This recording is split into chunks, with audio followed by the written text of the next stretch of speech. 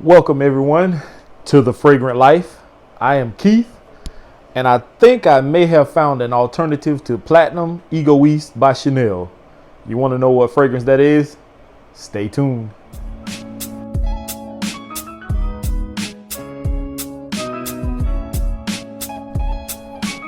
All right, so the sample that I have came from a subscriber, and the fragrance is called Geir, Geir, and it's by Geir Ness. And I think Geir is the name of the guy who it was either his idea or the perfumer, whoever it was. I know the person is from Norway. You don't get a lot of information about this fragrance. They tell you what it kind of smells like, but it doesn't give you an actual note breakdown. This fragrance, I'm assuming, is not intended to be a clone or a copy or not to be similar to, but when you put certain notes in fragrances, which is probably, I'm going to take a guess or a gander, that's probably why they didn't list the note breakdown, because it was probably too similar to Platinum Egoiste. But I could be wrong. But for the most part, this was released in 2006, and I had no idea this existed. I have never even seen this fragrance before, and if I have, I've seen it on Fragrance X, and I just overlooked it because it looks, it doesn't look like something enticing like a Sauvage bottle or any of my other bottles, so I may have actually overlooked it. But when I sprayed this on, I actually wore this yesterday. When I sprayed this on, just before I did, I looked up a few videos, and a few people talked about this before in the past. I know Drac Doc talked about it. It was one or two other videos that I watched, some older videos, and nobody now really talks about this fragrance, but I don't understand why, because if this is that close to a Platinum Egoiste or something mainstream, then this should be right up there in that category. But leave it to people like me to bring these fragrances to the forefront. So what exactly does this smell like? Now, I just said, I believe that they did not give a note breakdown, but what you do get is a citrusy, floral, woodsy, green, and spicy fragrance. The citrus in this dies off pretty quickly. It doesn't last but maybe a few minutes. You're left with a creamy, really nice, woodsy, floral, slightly green. You don't get a lot of green like you would in like a vetiver fragrance or something like that. And a little bit, just a hint of spice in this. It's not spicy like maybe the cardamom or something that's in La Nuit de l'Homme, but you do get a nice fresh fragrance. The florals, guys, don't let that fool you when you hear the word floral.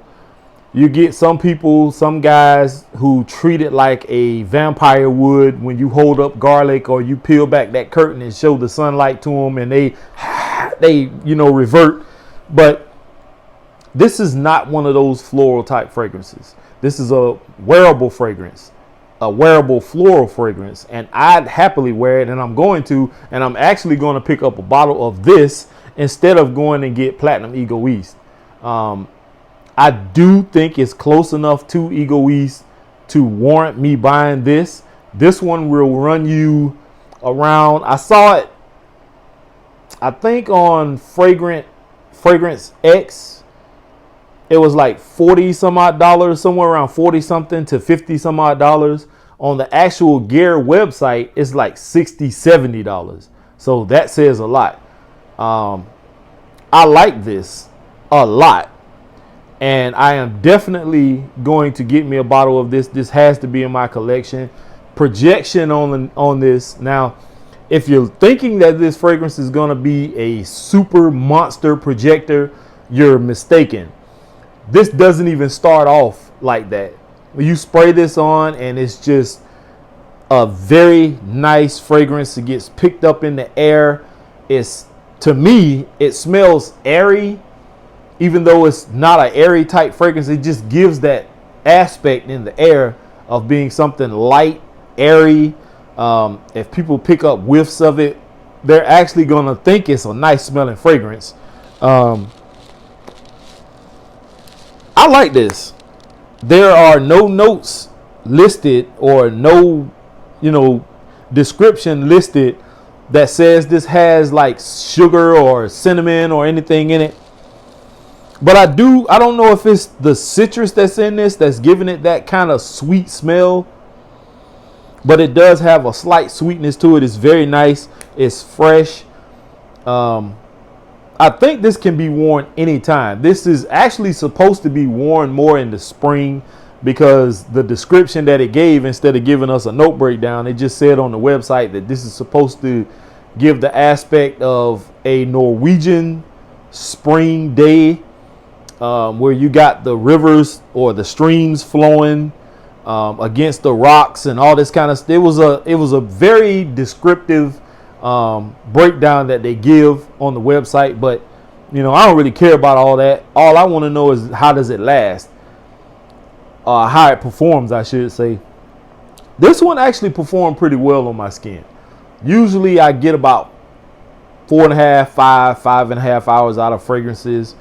This one, being what it is, not a great projector, longevity, I got about 8 hours out of this.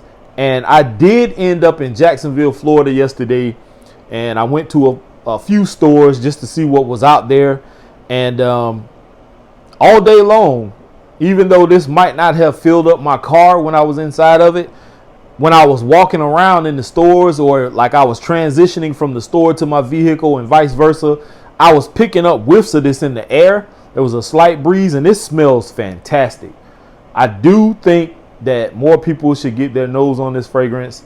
Check it out. See what you think. Now, personally, like I said, it does to me smell close to Platinum Egoist, with a hint of the sweetness that's in a fragrance like Chanel Allure Homme, or not so much Allure Homme Sport or Extreme, but you do pick up that nice sweetness that's in it.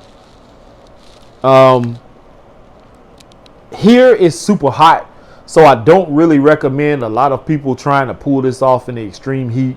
Maybe more when it's springtime, when it's slightly cool still outside. Maybe the fall. Wintertime is cool if you're wearing it like to the office or you're indoors. Outside in the extreme cold, I don't think this will perform too well. But it is really a nice fragrance. I like it. And like I said, I don't understand why fragrances like this aren't more in the forefront. Sometimes I think it's mainly because of people always just wanting the now. They only want what's popping at the moment. If you throw out a new Dior Sauvage flanker, everybody's going to flock to it. And I get that. That's what people want. That's what people want to see. But I think fragrances like this go under the radar, and it's a shame because this is a nice fragrance. And honestly speaking, if I found this in a store, like maybe Belk's or Macy's or, Ulta or something like that, I would definitely pick this up, especially if I smelled it. I'm a sucker for sweet fragrances, and this is right up my alley. It's fresh. It's not like one of those overly stringent type fragrances. Now, I believe this would give you a headache in the extreme heat, and as hot as it was yesterday, it didn't bother me. Of course, I did my 7 spray routine. I'm AKA Mr. 7 Spray, and it worked well for me. I didn't get a headache, and I don't feel a lot of other people will either, especially if you like sweet fragrances. So, hey, look into this. If you can find a note breakdown on this fragrance, feel free to leave it in the comment section down below. Thank you all for tuning in. I hope this sheds some light on the House of Gear by Gear Ness.